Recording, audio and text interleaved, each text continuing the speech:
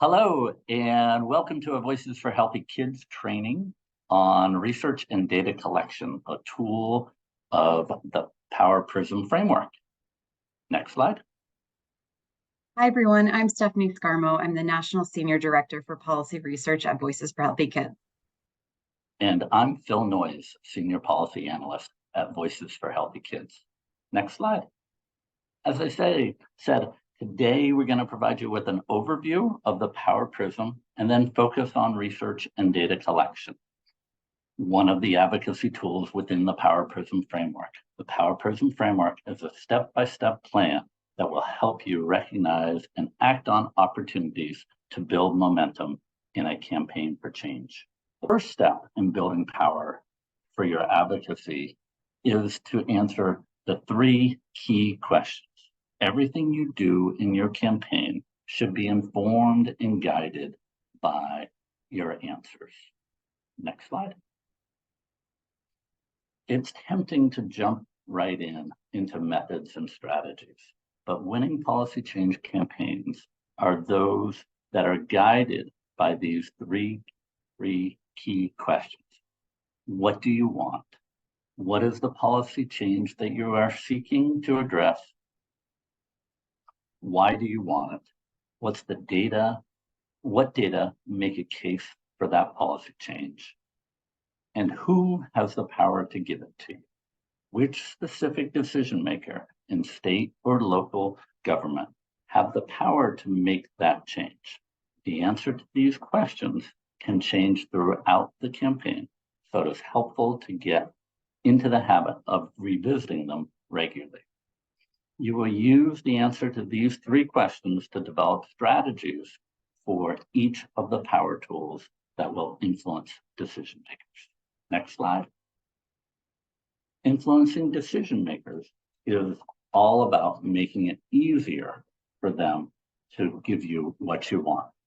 The Power Prism tool is the Power Prism is built on 6 power tools of advocacy that will help apply pressure on decision makers to reach our policy goals. These 6 tools are research and data collection, coalition building and maintenance, fundraising and development, grassroots and key contacts, media advocacy, and decision maker advocacy. Next slide.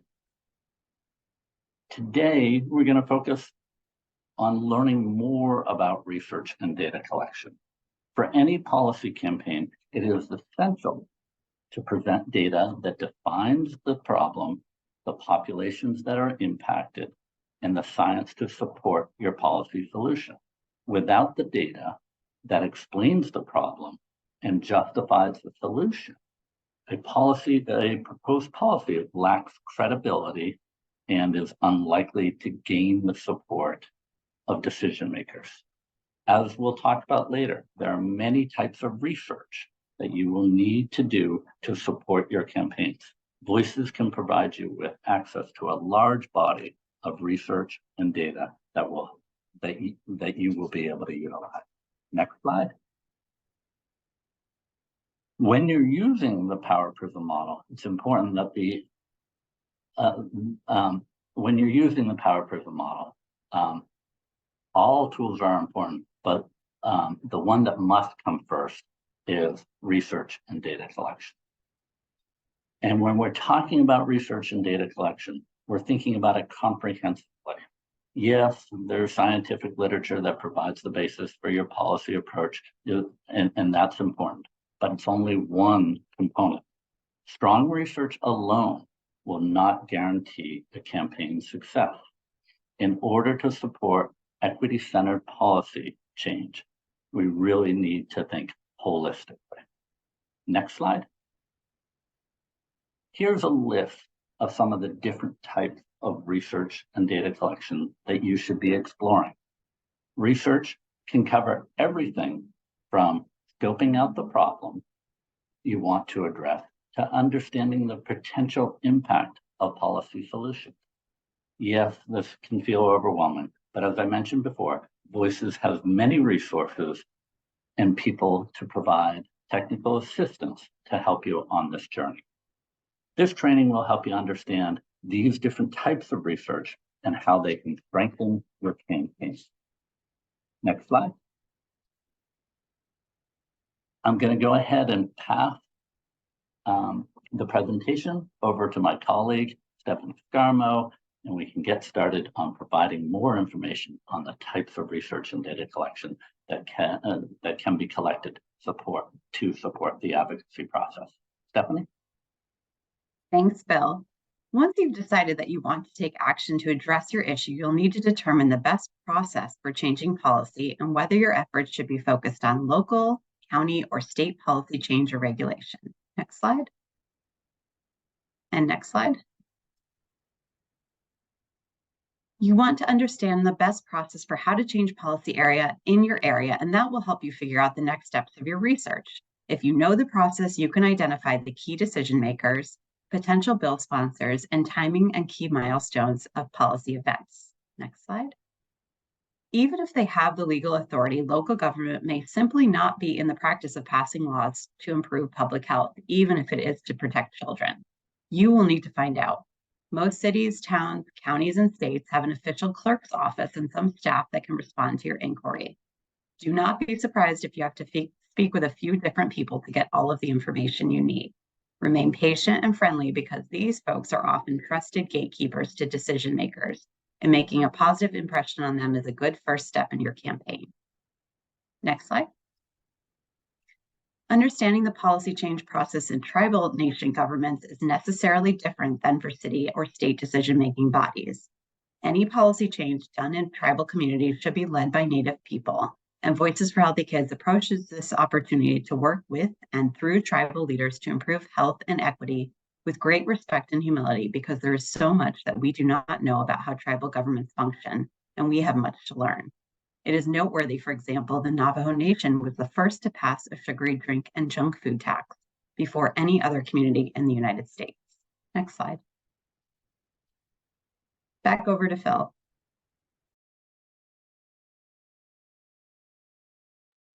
Thanks, Stephanie. Equally as important as understanding the process of making policy change is developing a deep understanding of where community members stand on issues. It's critical to continuously seek the counsel, guidance, and practical feedback from members in the community intended to benefit from the proposed changes. Next slide. This slogan, which came from the disability rights movement, captures it pretty well. Nothing about us without us is for us. No policy should be decided by any representative without full and direct participation of members of the group affected by that policy. Advocacy should always center community throughout the entire process, which involves engaging diverse groups, especially those that may have been marginalized by political, social, and economic opportunities. Next slide. It's critical for campaigns to pause and make sure there's community voice in all phases of advocacy work, from the time the idea is being explored through its implementation and evaluation.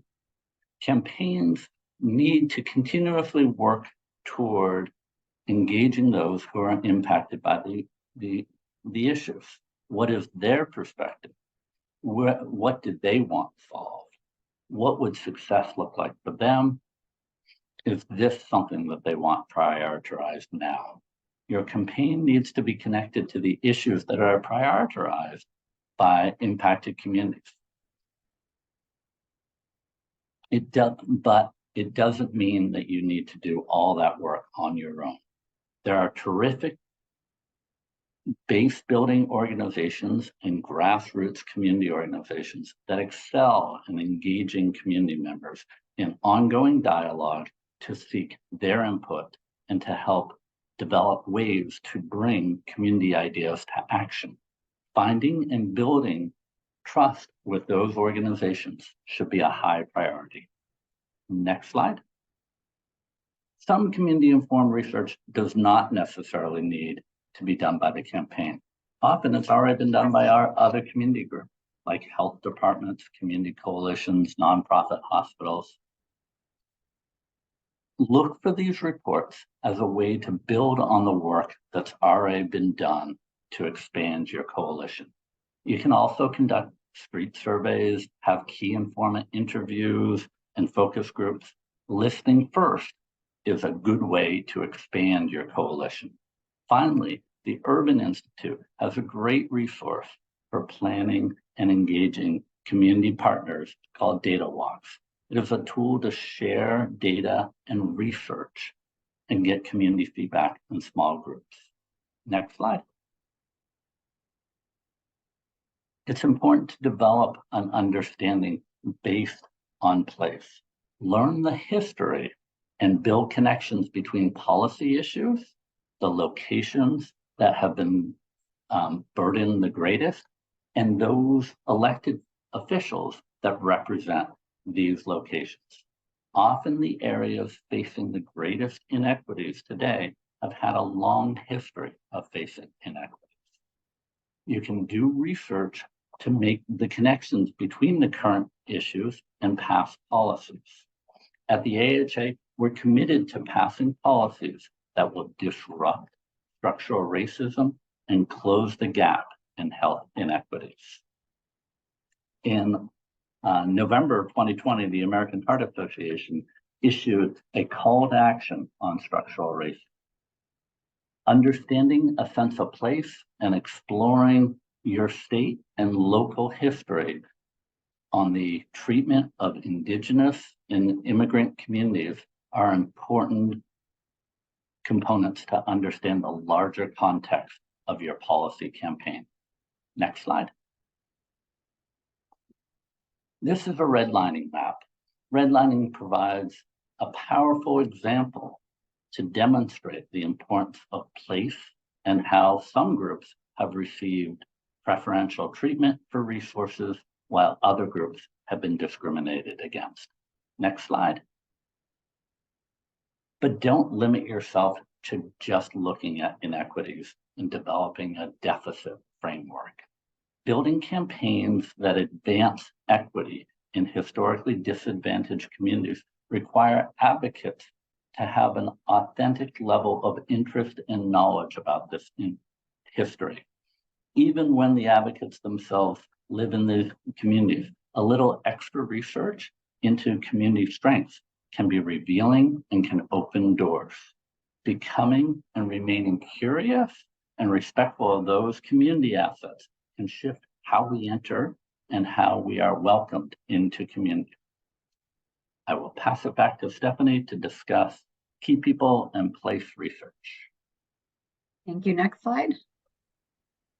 Phil mentioned another key component is key people and place research. Next slide. So remember our third key question, who has the power to give it to you? We can dig into this more by asking which specific decision makers have the power to make that change. Depending on your area, these key decision makers may be leaders of communities that your legislation may be initially heard in, city council leaders, or other decision makers. What motivates these key decision makers? How will you access and influence these decision makers? All of this research will help you identify the kind of data that will be most helpful in making your case and identify if there are gaps in research that you can fill through survey. In addition, conducting this research early in your campaign will help you find pathways to influence or ways that you can connect with lawmakers on your issue through common interests or contact. You may find that your organization already has internal resources to help you reach key decision makers. Doing research early on will help you plan who and how you contact most effectively. We will discuss this kind of research more in the decision maker advocacy module. Next slide. Learning more about key decision makers will help you find ways to influence them or apply pressure. This is called pathways of influence research. Details about what motivates your decision makers. Finding a way to connect data and research on your issue to their interests is a great way to influence their attention and help them make a decision in favor of your proposed policy. Understanding which issues key decision makers care most about is very helpful. Knowing their motivation, whether it is education, public health, or aging populations, can help you connect your bill to their interests. This can include legislative history. What are the kinds of bills that the lawmaker has supported and committees they've served on? That can help tell you more about the issues that they're passionate about. Their family life. This may include their spouses or children's careers, their children's schools, or what their family life was like growing up. And community involvement. Organizations the lawmaker champions, their place of worship, and memberships they hold can give you a sense of their interests. Next slide. Once you've done your homework on a key decision maker, then you need to figure out how your sphere of influence matches up with their world. Cross-reference your list of assets with the data and info you discovered about your key lawmaker through your research. When you find common hits, you've found a possible pathway of influence to that key decision maker.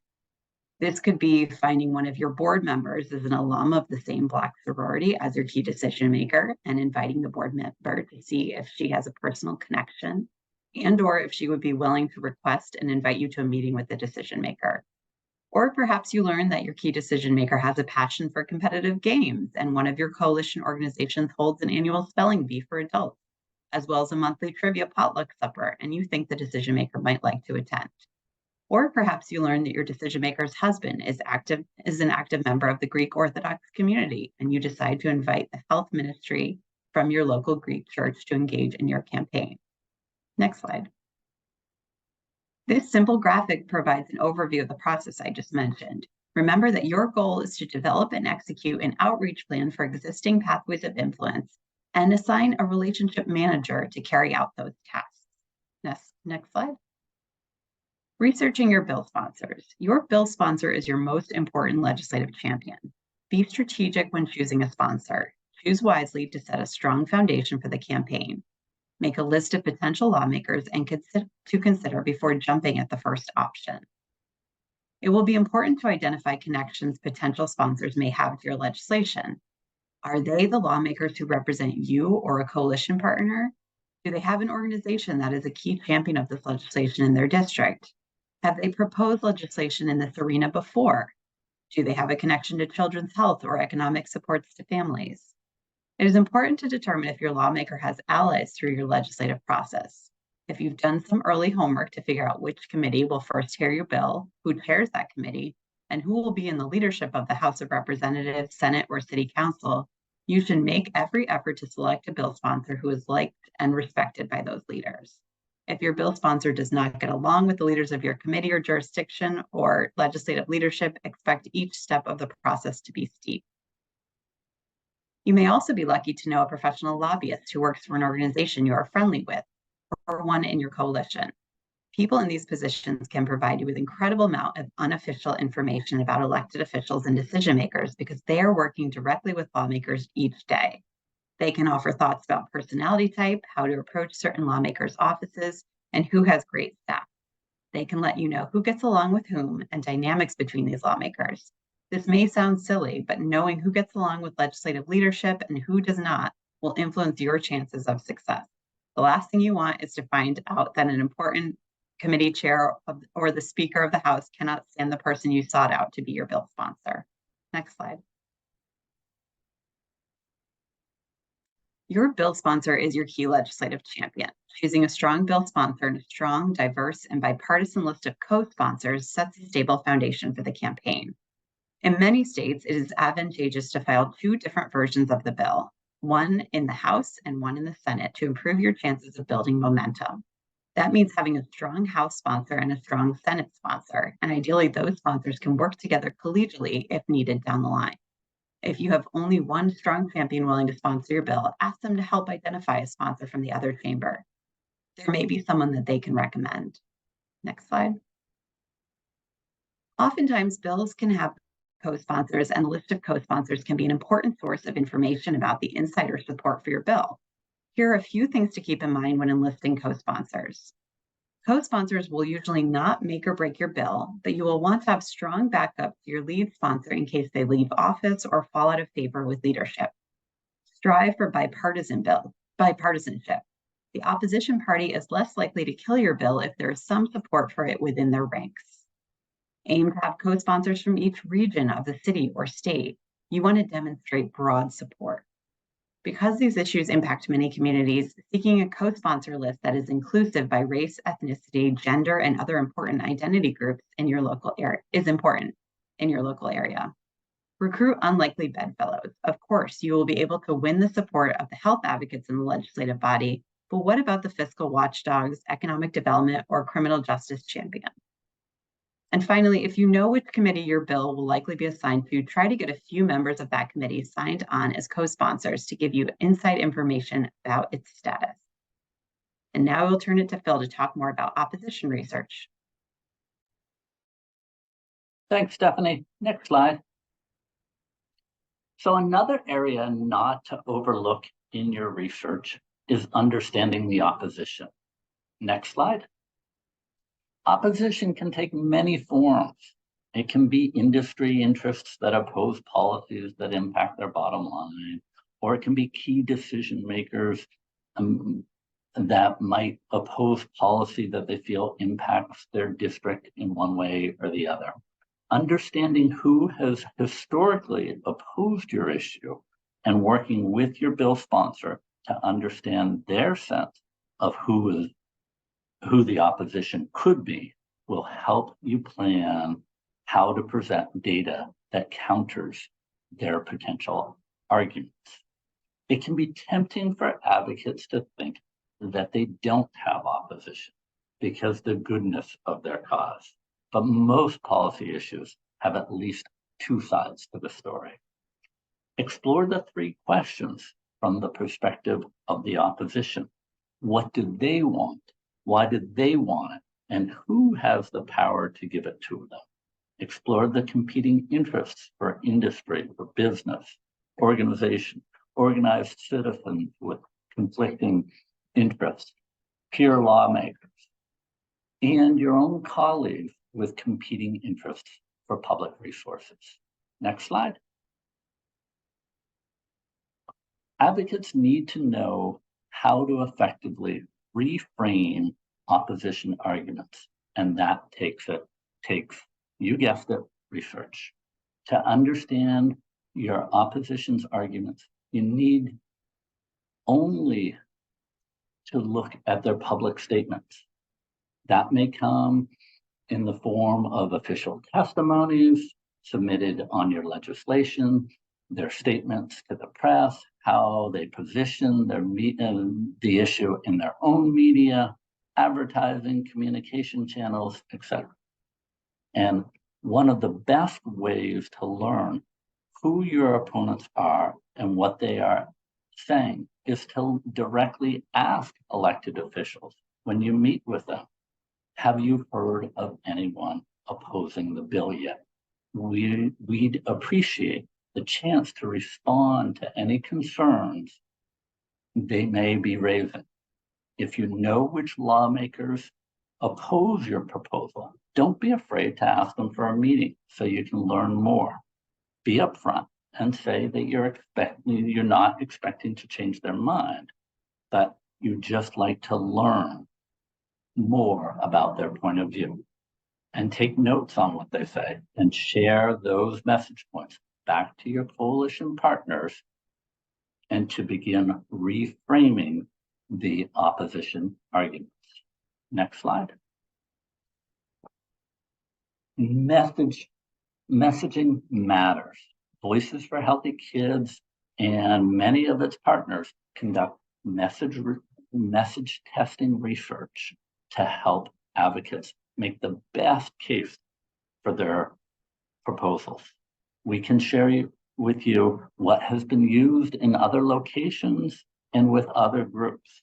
Message research builds on the local research that you have done and helps you know how best to put forward your proposal. And it also helps you in framing the opposition's positions.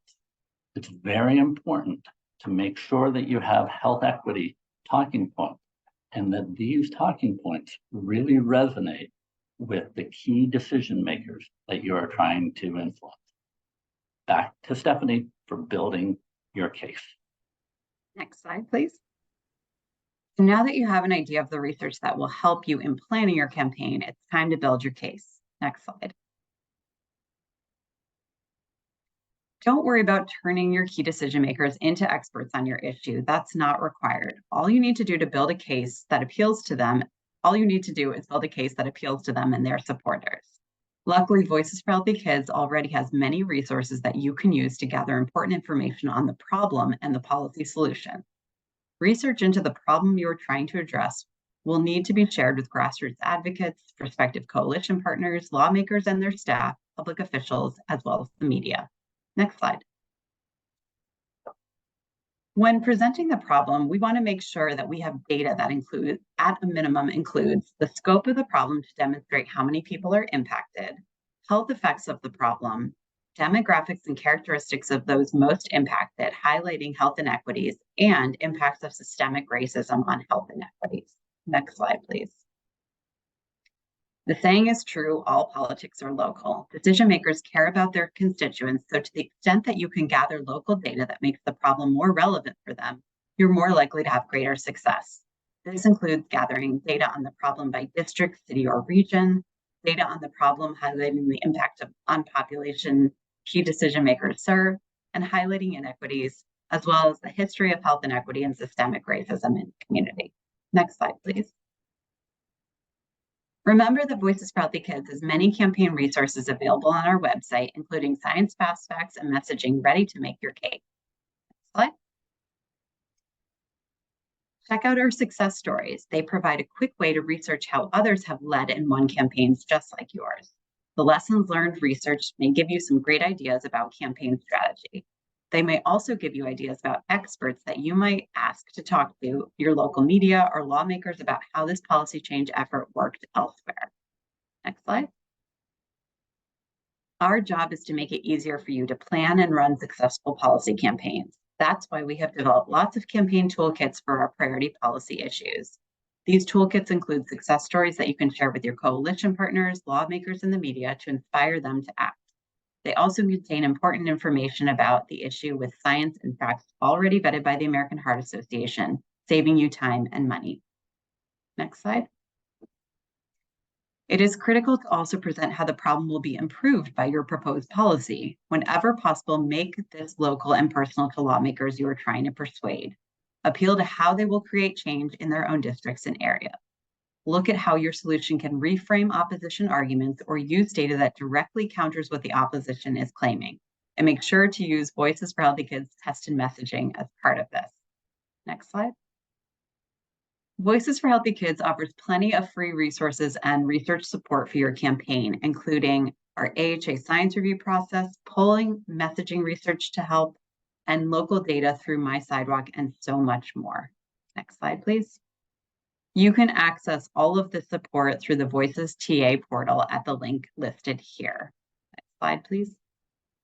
As you can see, we have quite a few services to support the research needs of your campaign. Next slide. In addition to the great data you can get from Voices for Healthy Kids, you may want to consider additional research to gather local or state data that will support your campaign, such as youth surveying.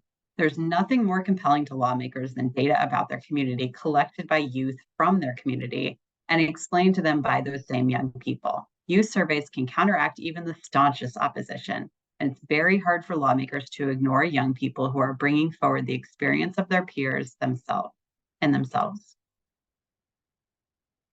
Personal stories from people who have experience with your issue. First-person narratives are one of the most powerful forms of data in the advocacy campaign. Lawmakers represent people, and if real people share their real stories of real need and real opportunities for change, lawmakers take notice. Personal stories also provide the important emotional content for the campaign. We will cover this a bit more in the media advocacy and grassroots training, but connecting on emotion rather than relying on intellect is key to persuasion. We need to talk to the heart, not just the head. As you learn more about your key decision makers, searching out advocates in their districts to share their personal stories will be critical. And finally, your campaign may need to get its hand on some community level data in a way that will garner media attention and lawmaker interest. While you're at it, you can engage young people in your area and train them to become fact-finding truth tellers that uncover what people in the community really think, feel, and want. Using cheap person on the street surveys or social media surveys or good old-fashioned interview-based surveys, young people can energize your campaign in countless ways. Check out our tip sheet for developing a youth survey. Now over to Phil for some final thoughts.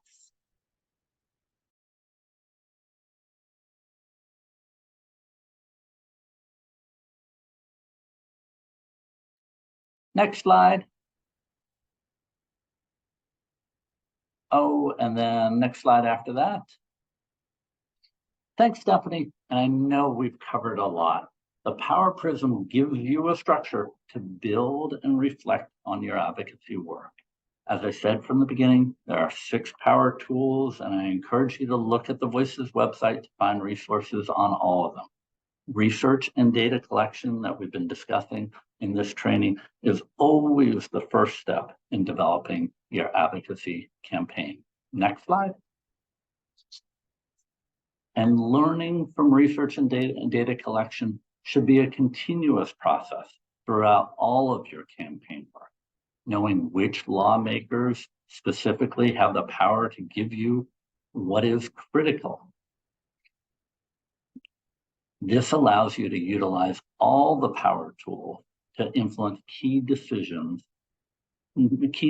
makers to support your campaign goals. Remember, this research and data collection work takes time, but through it, you are building a strong platform for the rest of your campaign planning and work. Next slide. As you can see, research and data collection takes a real comprehensive approach. The science and statistics are critical, but they are rarely sufficient to win the day. Strong campaigns are gathering research every step of the way, and powerful campaigns are sharing what they've learned with others in the field. I wanted to leave you not only with this quote from Brene Brown, but also one from Eduardo Sanchez, the Chief Medical Officer at AHA. Data make you credible. Stories make you memorable. To win policy campaigns, you need both.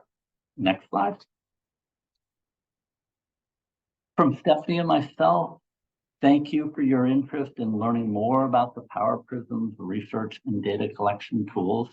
Check out the resources that we have online at the Voices for Healthy Kids website, and don't hesitate to request